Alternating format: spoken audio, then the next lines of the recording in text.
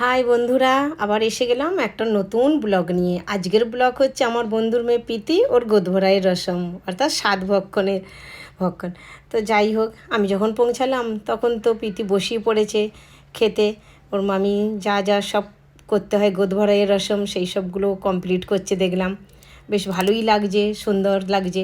প্রীতিকেও খুব সুন্দর লাগছে, হলদে কাপড়ে মাথায় রজনীগন্ধা কি মোগরা ফুল, সুন্দর লাগছে। আবার দুপাশে দেখুন কেমন কার্তিক গণেশ বসিয়ে নিয়েছে। আর সামনে তো নানান ধরনের খাবার তৈরি হয়েছে, জানি না খেতে পারবে কি না। তো যাই হোক, ওর মামি এলো, এসে দেখছি একটা ছোট একটা গিফট নিয়ে এসেছে, মেয়েকে সারপ্রাইজ দিল।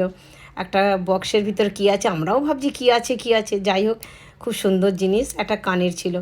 তারপরেতে আমিও যেমন সব নিয়ে এসেছিলাম প্রীতির গোদভরায় রসমের জন্যে, তো সেগুলো আমি ওকে হাতে দিলাম, একটু মিষ্টি খাইয়ে দিলাম, জল খাইয়ে দিলাম। তো এইভাবে মোটামুটি আমাদের গোদভরাই রসমটা কন্টিনিউ চলতে রইলো। একজনের পর একজন আসতে রইলো।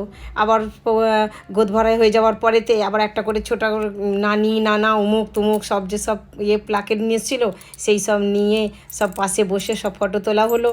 সব ফটো তোলা, আবার এই দেখুন না ওর পিতা রানিমা আবার একটুখানি স্টাইল মেরে দিল। তারপরে এসে গেল খাওয়া দাওয়ার ব্যাপার আছে না।